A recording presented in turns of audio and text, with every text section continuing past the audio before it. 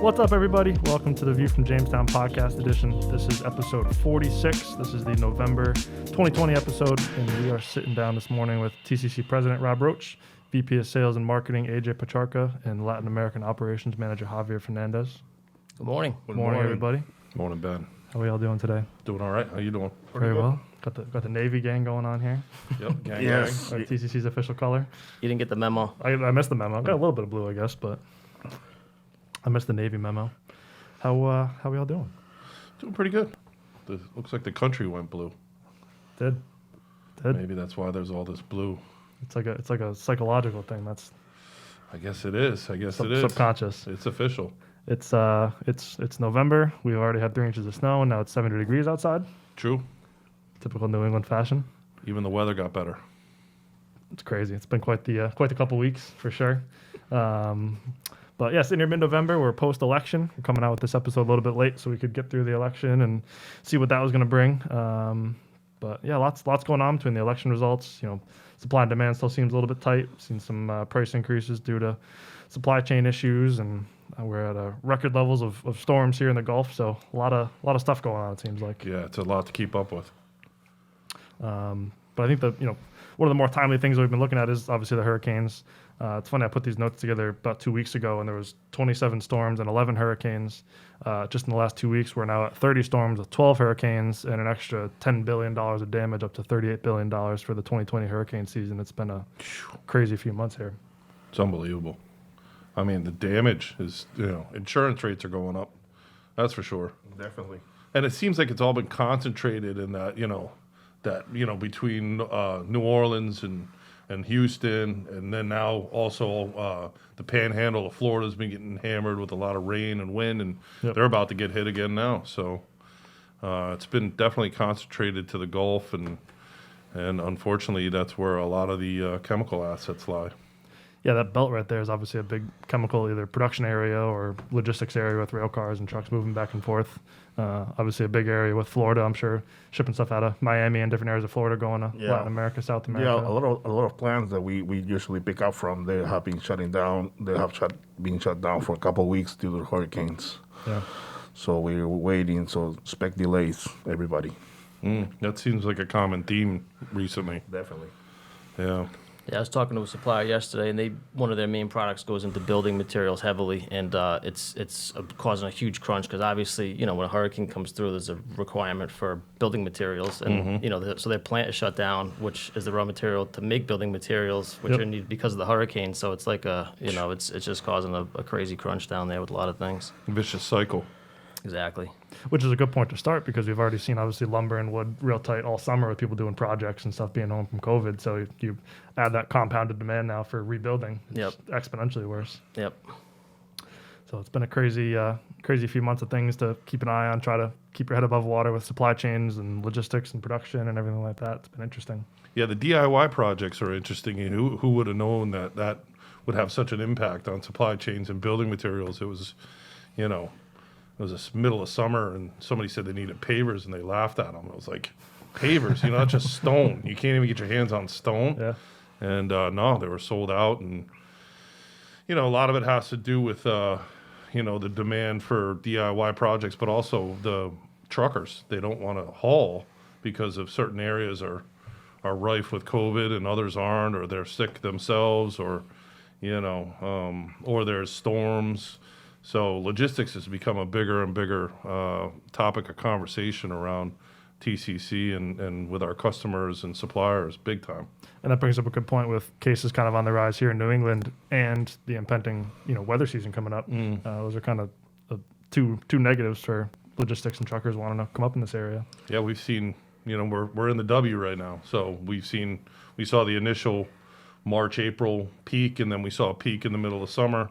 And now here we go again, and it's too bad. But there seems to be a better consciousness about protecting yourselves, wearing face masks. But also, there's you don't see the death rate rising as quickly. So we've learned a lot of things about COVID. Treatments are coming through now with Eli Lilly and their antibody treatment just approved, I think, overnight, and remdesivir seems to have an impact on people that are really sick, and then the concoction of penicillin and steroids has a significant effect. So, if nothing else, we've learned how to treat it and prevent it from spiraling out of control, which is good.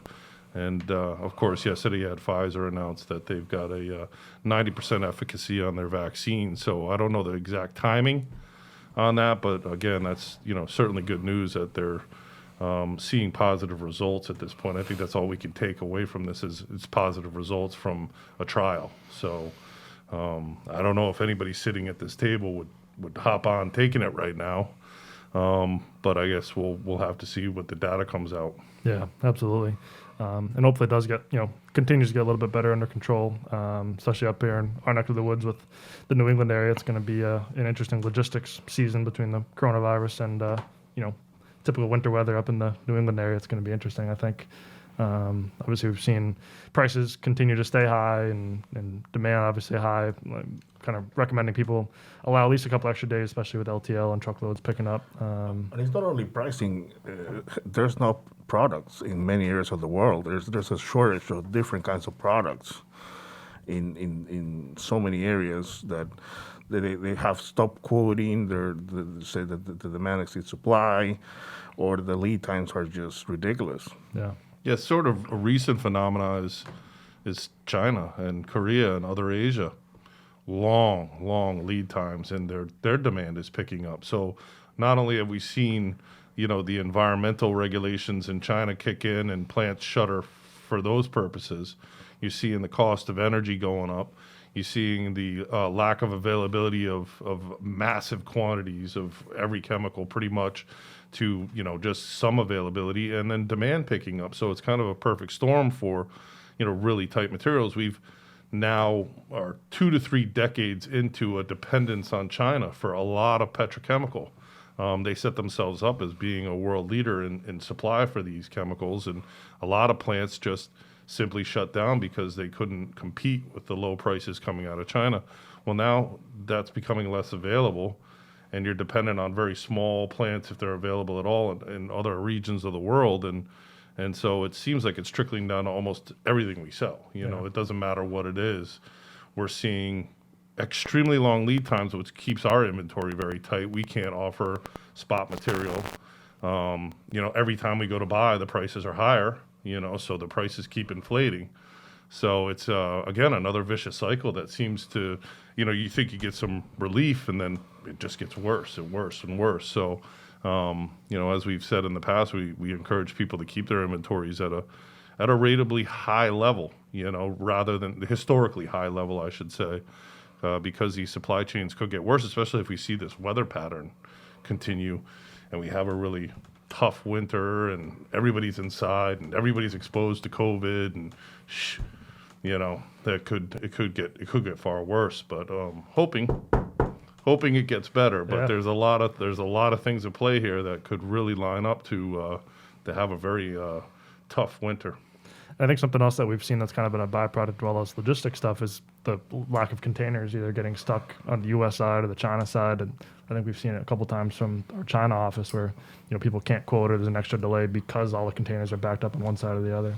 Yeah, this is the first time I've seen that there's been such a widespread across different chemistries that China, our China office is just saying the suppliers stop quoting, Yeah. and it's happened in different products in the past or different, for specific reasons, but this is across the board with a lot of different things that don't relate to each other necessarily. So, I don't know, it's pretty unique situation we're in right now. And the shipping lines, they've consolidated with a massive bankruptcy last year of a major shipping line out of Asia. And how much is the cost to ship from Asia, where it was under $100 a ton, wasn't it? Now it's $200-300 a ton or more. Probably. Yeah, it's double easily. Yeah, It's so double. $200 a ton all day. Yeah, so it has, for example, with the strong demand in the local markets, they rather keep the stuff there in the local. They because of the cost of freight, they say, why export? So they're shying away from the export, especially Korea. We're seeing that. And what does that do? That puts more, export pressure on, domestic American producers, European producers, and therefore they have less material. And so, it's an interesting dynamic we're seeing here.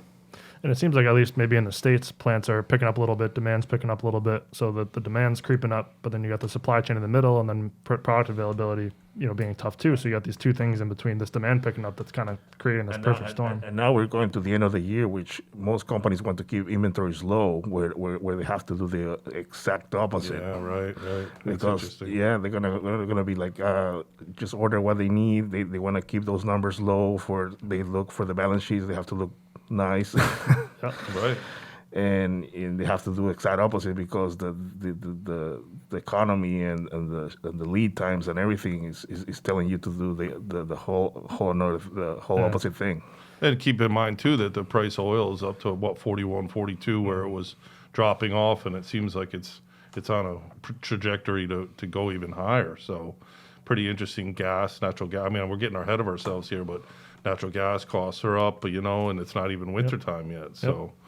Yeah, definitely a good time to monitor your inventories, or at the very least have a conversation with your suppliers. I know it's something we obviously enjoy doing. If we can get a forecast, we're happy to keep material on our end for you. Assuming there's some rateable demand. So great time to have those conversations with your suppliers for whatever the product is. An exciting note that we've seen, over the last couple months here is we've seen quite a bit of samples and new technologies and new applications that people are trying out. Smaller companies that are coming up, up and comers. So, there's some pretty interesting stuff going on in the U.S. economy where there's a lot of hopeful things in the pipeline, and again, we're seeing new customers come on board with new applications for older historic products, and that's exciting stuff. Yeah, R&D is definitely busy. Busy. Yeah, right? our number of samples is probably at the highest point it has been for a while. Yeah, I think it's got to do with the fact that there's you got to be dynamic today. You got to come up with new things. You got to have something unique, and I think that we're seeing that. And there's also been some of the policies of reshoring. Have been good. There's now and even the knowledge that if you do buy on the world market, it's not going to be a simple process. There's always going to be issues, and we're seeing that right now. Like sourcing in China, sourcing in Middle East, sourcing in Europe is not always the best thing to do. If you're an American company. And people don't know about like tariffs, anti-dumping duties. There's a bunch of intricacies that go into the buying process that people don't know. It's not like I want a container and then it's here. There are a lot of things that go into the process that makes it not a simple process. Look at acetone.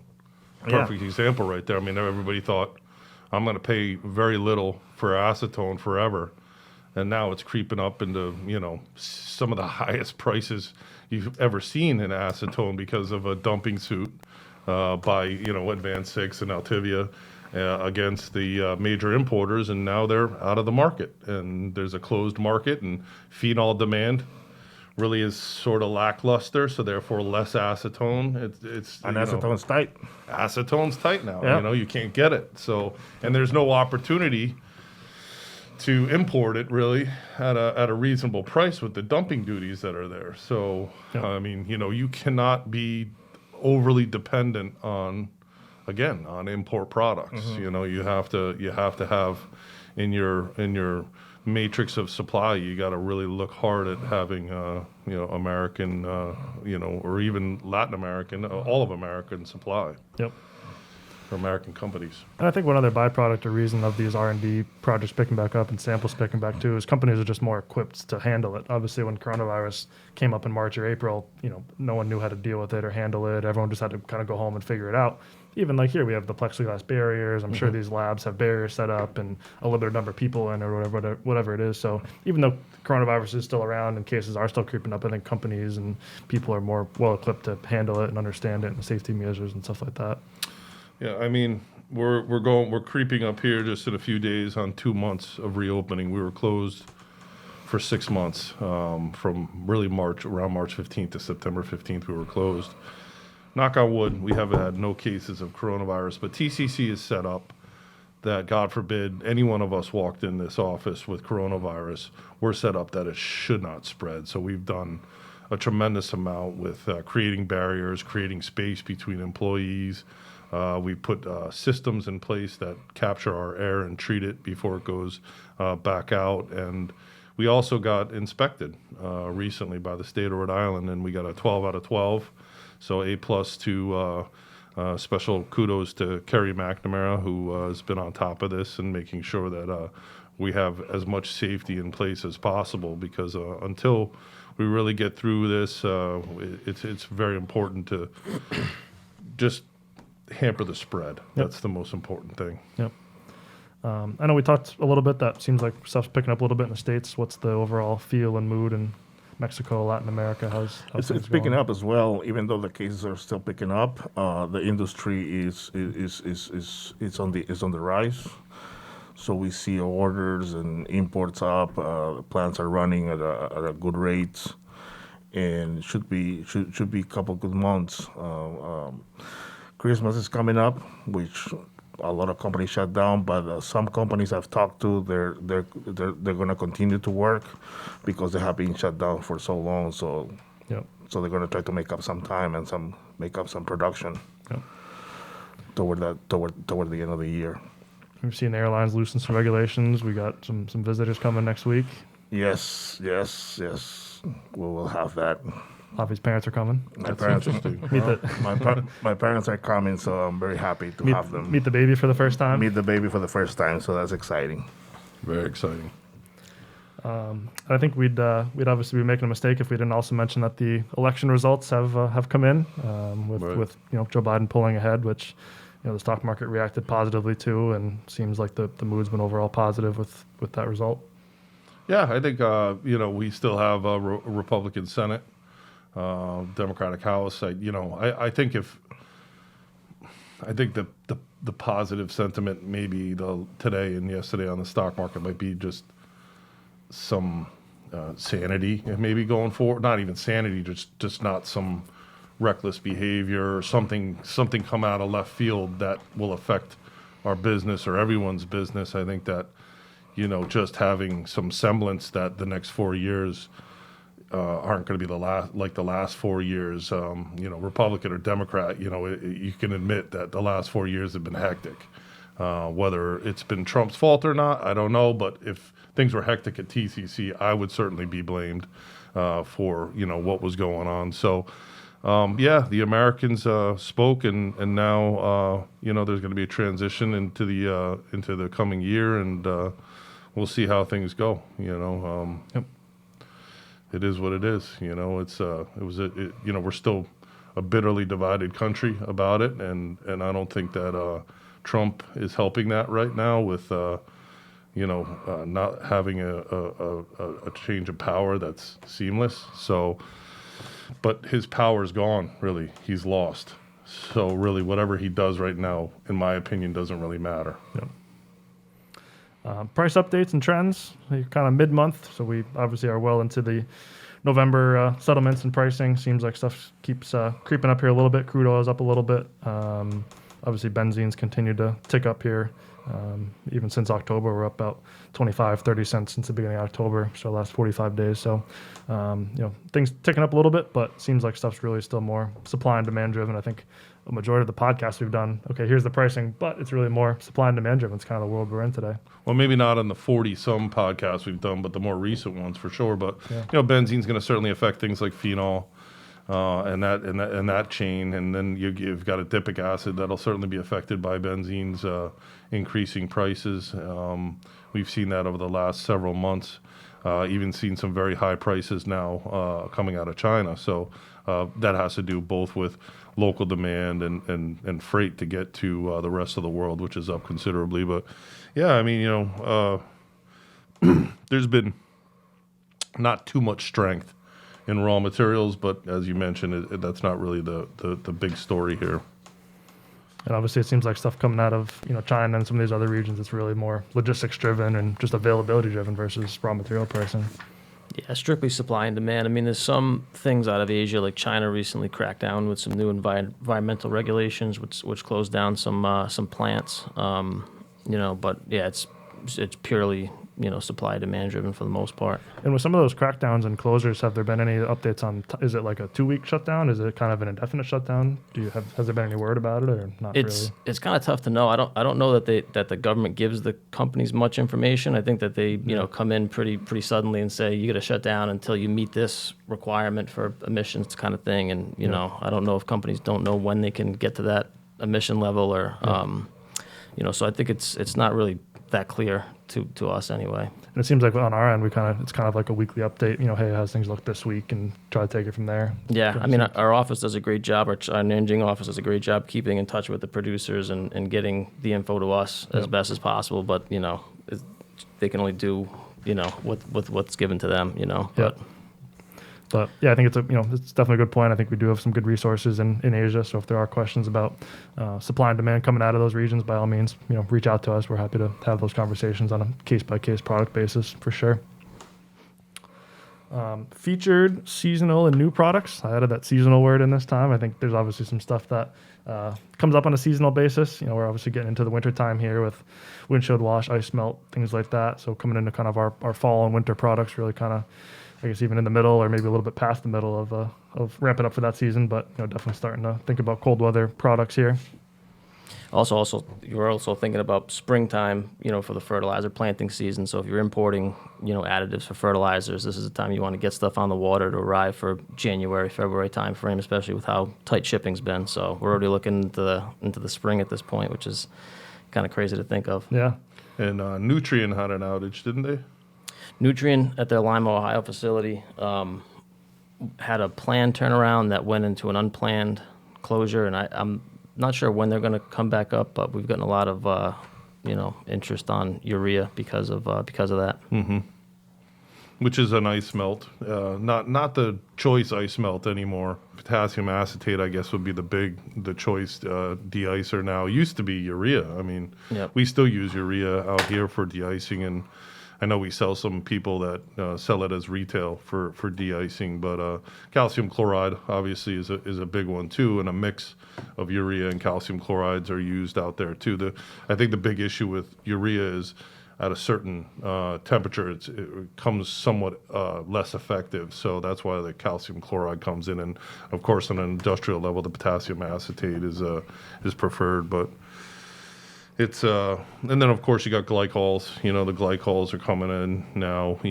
As it gets colder and colder for things like antifreeze in boats and RVs and things like that. And then downhole, you've got oil fracking and whatnot, where they force a lot of de-icers down there, and fracking is certainly going well right now. So I think last time we talked, glycols were pretty tight. That's still the case. How's that market kind of overall look? The propylene glycols, like monopropylene, dipropylene, those are still pretty tight, but the MEG, DEG, TEG, those seem to be recovered just fine. Availability is good. Yeah. Good. Any other products to mention? Things to talk about here? Fall, winter time? No, working on new products to like polyols. So exciting things on the pipeline, which is always good. You sound thrilled about it. Sound like you're not supposed to talk about it. We got some things that we can't really. We can, yeah. We have some things. We have some things on the pipeline. There's things in motion. You call him if you want to talk about it. What's up? What's up, me? What's up, Javi? Trade shows, events, conferences. We had our first trade show meeting last week, so that was exciting. So we're at least starting to think about it, talk about it. Not too optimistic, at least I think for the early part of the year with in-person shows, but still something we're keeping an eye on, and hopefully can have some semblance of normal coming into next year. Obviously, some shows that we really enjoy attending and are, I think, beneficial for the industry as a whole. So hopefully, we can get back to. What about the virtual trade shows? Have you done much of those, or some? There's some shows that are, I think, inherently better for a virtual format. Mm-hmm. I think there's sort of three kinds of shows. There's obviously a trade show floor. You walk around, go to booths. There's things like the AFPM and EPCA, which is just dinners and one-on-one meetings in hotels and things like that. And then there's some of these shows that the 2 or 3 day period is, hour-long presentations for the whole time. And then in between you have lunches and dinners and you meet people and stuff like that. But it's kind of, you sit there and you take in this information. So that kind of show, I think, can pivot and do an online obviously you're still missing out the in-person, the lunches, the coffee breaks, talking to people and meeting people, but you still can't get the info across. Sometimes there's good regulatory updates and things like that are seasonal. So those shows can, kind of do a virtual version, but things like these massive shows like the coding show and the NPE, it's a little bit difficult to try to pivot to do an online version. It's, the benefit is the trade show floor and your booth and your offering. So when do you think we'll be back in trade shows, and is the AFPM going to happen this year? I mean, we can't really comment on whether we, think it'll happen so much, but realistically, when do we all think that we'll be back being salespeople again and being able to do summer? Yeah, that's what I was going to say. Summer 2021. Summer of 2021. Maybe sooner in some regions, later in other regions, depending on what happens. Yeah. I think that the airlines are getting better at their protocols and stuff like that. So borders are opening up. So it should be a better. There are studies that it's safer to fly than go to a grocery store. Yeah, it's funny. It just recently, just in the last month, it's amazing how much people are already moving around. I mean, it seems like it went from 0 to, pretty decent number of people that I'm aware of that are flying and they're having no issues. I haven't, honestly, for me, I've never heard of anyone flying and catching coronavirus in my network, or my family. So yeah, like if people were flying and that whole plane caught coronavirus, we'd hear about something like that. I think airlines are doing a pretty good job. Well, it was interesting to hear that British Airways is now testing prior. If they had the London flight, they're now going to test you prior to getting on the flight. I thought that was pretty interesting. I mean, really, if we had those rapid tests readily available, I mean, you like cruises. I mean, they're now talking about starting to cruise again in December with fewer people, no buffets, but but testing prior to departure and during, and then I think that not only are we getting a handle on the treatments, we're getting a handle on how to live, under the guise of a pandemic, So I probably agree with you though, Hav, in saying maybe next summer before we really feel that we can move around, but hopefully earlier, And I'll give some of these shows credit. Like I'm on the committee or board or whatever for some of these shows, and I don't know how much is released or not released yet, but I do know all these shows are kind of having conversations on what can we do virtually. Can there be a virtual component to it to support the value proposition of being an exhibitor and coming to the show? And shows are thinking about it. That'll definitely be a byproduct of it. I think, there will be a virtual component to every show from here on out. Just, it's kind of expedited that process. I think until you can sit in a room with a VR helmet on and walk around a trade show virtually and talk to someone in China virtually like you're at a trade show, some of these big shows may not transition fully to a virtual format. But adding a virtual component to it, it's a conversation that I think's been expedited, and it's all good stuff. It's all utilizing technology that's available, and just trying to make the industry better and make it easier to collaborate and find new suppliers and customers and things like that. It's all I think good stuff, and people are moving in the right direction, or at least trying to. Well, I'm hopeful that we can go to AFPM, and it'd be really nice. I mean, to get back together with all of our friends in the industry and spend some time with them. I think that that's typically in a March or early March. April is when it falls, and hopefully we can get there. Obviously, somewhere like Texas bodes well for outdoor meetings and outdoor dinners and cocktail parties and things like that. So you do have that open air aspect to it. There may not be any trade shows in Massachusetts in January, just based on weather constraints. But certain regions I think will be better at it than others. Good point. So yeah, we're optimistic. We'll obviously keep everyone updated and keep ourselves updated on as shows are releasing things and making plans, but more to come hopefully next year. And I guess wrapping things up, inside news, as Rob mentioned, we did pass our state COVID inspection this month, so good to see that, Carrie and Karen and Alex and everyone's been on top of the regulations. Absolutely. And obviously lots of precautions taken here, which is great. Absolutely. It's nice to have everybody back in the office. It really is. Yeah. Obviously, Javi's parents coming. Big news this week. Big news. They're going to be the baby. That's exciting. Anything else to wrap things up here? No, just happy to have another. What did you say? This number 40? 46. Coming on the Does big that mean 5-0. we've done this for 46 months, or did we do more? No, we did. We're doing it monthly now, but we didn't always do it monthly. We did it more. Plus, there was guests and people. That came we had like special podcasts. I think March is the anniversary, so the March one will be 3 years? 3 years. Wow, that's incredible. 36 months. Yeah. Well, I hope people actually watch this and get something out of it. I mean, we get feedback on it. I know, we've been at trade shows and people mention it, and it seems like I'd rather benefit 50 people or 100 people than get 5,000 people that kind of don't care. So even if it's a relatively smaller number, hopefully it is beneficial information, and I think it's been beneficial for us to sit down and catch up and talk, and if Definitely. it benefits other people, that's also good. Yeah, I've seen somebody pick you up by your name badge at a trade show. Ben Sawicki, I listen to your podcast. Like a fangirl. Hey, she won't be able to recognize them now. I know. Yeah. I know.